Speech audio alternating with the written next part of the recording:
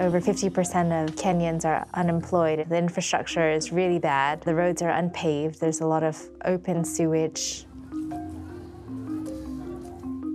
The slum people, they do not get opportunities, like the white-collar jobs. So they normally go and look for casual jobs. And some of them, they earn less than $1 a day. On the other hand, they're lively. They're centers of commerce. There's a strong spirit of entrepreneurship. The street is just lined with little shops selling everything from used clothing to drinks to small packaged food products to people cooking their own home-cooked foods to sell. Everything you could imagine that you'd see on a normal high street, just the form is a little bit different because it's all temporary. Mars didn't really have a business model for low-income and subsistence consumers. The business model hasn't really changed for 100 years. It's always been based on mass communication, mass distribution, mass production. And to take that model and copy it all over the world, it works sometimes, but it's also a big assumption that the market conditions will be the same. With Maua, the business model, operationally, we function on a hybrid value chain. So it's not Mars doing it alone. It could be with NGOs, churches, local community groups like women groups or informal networks that you utilize to find micro-entrepreneurs. But to succeed here, you have to partner with others. My work is part of a partnership between the Mars Corporation and the Said Business School at Oxford. So it's not a consultancy. We're not, going in and studying something, doing impact evaluation and leaving. It's really, we're developing these ideas together, we're sharing data, we're developing metrics together. So it's much more collaborative. And there's the non-financial metrics. Our success would be judged on the KPIs of social capital, which is trust in the community. And if you can grow trust, then you can grow business transactions. And we would focus on the success of the individual micro-entrepreneur. We would look at the human capital. What skills were they getting over time? Are they happy with their working hours, with their working conditions, with the tools that they have? And we would focus on what they were earning to make sure they were happy with that. This is new. There are other route-to-market programs, but it's certainly new for Mars, certainly new for Wrigley to be doing distribution in this way. So as an academic institution, Oxford is really interested in seeing what are the challenges that are coming up? You've changed the way this business works. So because this is so innovative, we're learning a lot just by this process of growth, change, and evolution. One of the first things that you will have to do is identify the local great partners. You would find them through a mixture of desk research, through your own networks, through other large global networks of social enterprises, be they NGOs, citizen sector organizations, or microfinance. There's heaps of them, but which is the right one that would be willing to partner with you? Finding the right partner is key, but really the gem comes when you're on the ground. You end up just walking shop to shop, talking to each of the shops to figure out the way they work, who they work with, who they borrow from, and also to the people on the ground to figure out whether the service that we're offering will be useful and how we can make it more useful. What do they need in their life? What do they find helpful? What do they do for a living already? You bring them together for a one-day workshop, a kickoff day. There's a bit about Wrigley providing the products and providing a good margin. The distributor will present how they'll bring the goods from the factory to the stock point. Our partners will present how they will help us with recruitment and with support and with additional training. A local academic will present how, in partnership with Catalyst, they'll measure human and social capital. And then the second half of the day is interactive, and it's talking about mutuality, like what is it that you need, what is your expectation, and what does success look like. We're lucky with Maua. We're working with Wrigley, which has a very strong brand, and it has a very strong demand already. So that has been a very substantial factor in our success. So if you can already work with a strong brand, you don't need to educate. It moves itself. You're solving an issue of physical availability. You should choose the strongest equity products you have in small sizes and at the lowest price point available. So the products are usually decided by the business, what's available in country. In Kenya, it was Wrigley gum that's available. We have a factory there. So there's PK, there's Big G, Juicy Fruit, Double Mint. In the Philippines, we work with chocolates as well. And then we also have a local candy product called sugus. How much do you sell in a day? How many products? Kwa siku naweza kuuza kama paketi 10 sote kwa jumla. Okay. 10 kwa 15 kwa siku. Okay.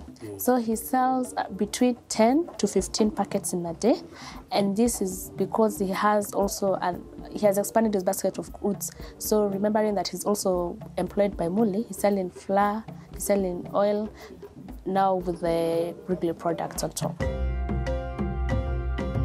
A stock point is a physical location that holds product inventory. This particular shop would have maybe like 100 different kind of products inside, from small sachet shampoos to coffees to teas, and then the uplifter would come and pick up an assortment of goods.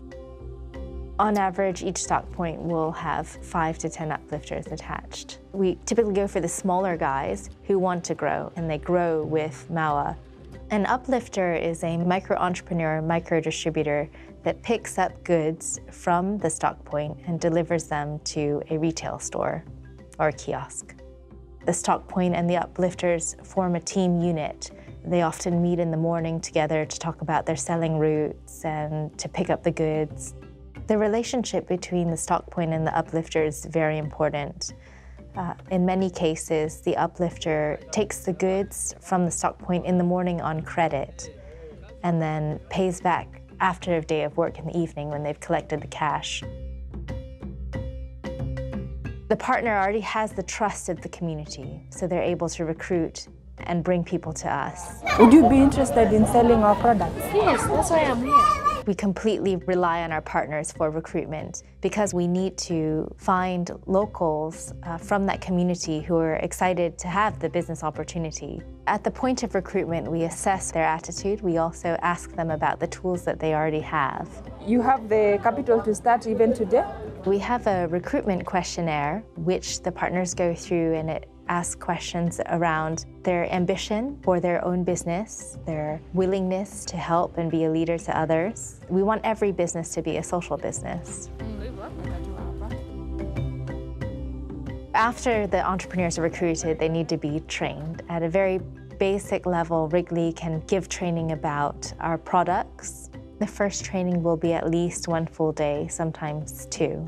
Beyond that, the training is delivered through share-outs. The modules include like basic financial skills, basic presentation skills, and we have a program for junior level field sales force, which also helps in terms of how to sell, the basic call procedure, how to greet a customer.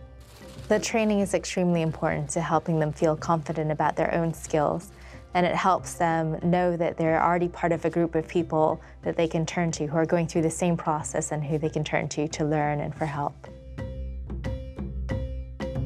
The idea is that we help the entrepreneurs think about their long-term goals as well as set near-term goals for their own business so that they can achieve the financial success or the learnings that they want to.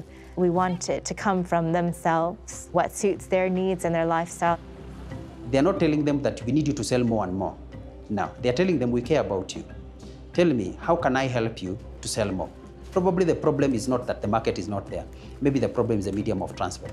If they want to buy a bike, they know that they need to set aside X amount of money, so they know how many stores they need to cover every day. So having that daily target to work towards is very helpful as well. The dashboard is in a centralized database. It's really easy to use, and the information on it is core to Maua, because then we can start identifying behaviors and patterns that show success, and seeing how we're delivering on human capital and social capital ensures that this does not become a completely sales-focused program. Onboarding is the process of bringing on the entrepreneurs into the Maua system. On day one, you would give them something that visibly helps them identify themselves as a member of the Maua community. We train them about the values of our company so that they can apply that to their own business decision-making, and they really like that. The share-out is meant to help the entrepreneurs feel that they're part of a larger community and have fun. It's a social opportunity. We provide snacks and drinks and a program. Kipata jibu, mnashoti jibu yenu. Sawa sawa? They learn from each other, they share success stories. It's a chance for us to communicate with them further, to talk about new products or tools that would be useful for them. And there's amazing stories of people who have pulled themselves out of poverty that the entrepreneurs can relate to. I don't just do things because everyone is doing. I try to be unique in my own way. You want to bring people from the business as well to meet the entrepreneurs so they understand this business unit. They really get a lot out of it, and having that internal support makes all the difference. Across human capital, social capital, and shared financial capital, Maua has exceeded expectations.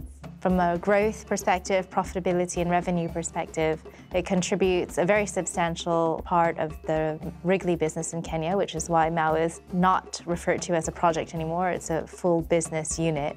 When I see the young people who come to our share-out events, to me I see a lot of hope, and I feel it's a confirmation and affirmation. So the people who came with these ideas of Maua, they really took a big risk, and I think it's going to pay off big time. For the business and even the influence it is going to have in the marketplace. We're really excited about the expansion and think that this business model can roll into other countries and other companies. What we started in Nairobi and Nyeri, it's been able to replicate into Asia, in the Philippines and Indonesia, and we're building Maua in China. It's been amazing to see how people's lives have been impacted. And you talk to folks in the program and they're describing how they can send their kids to school or afford their own home and how they've improved their lives. That's the most powerful outcome.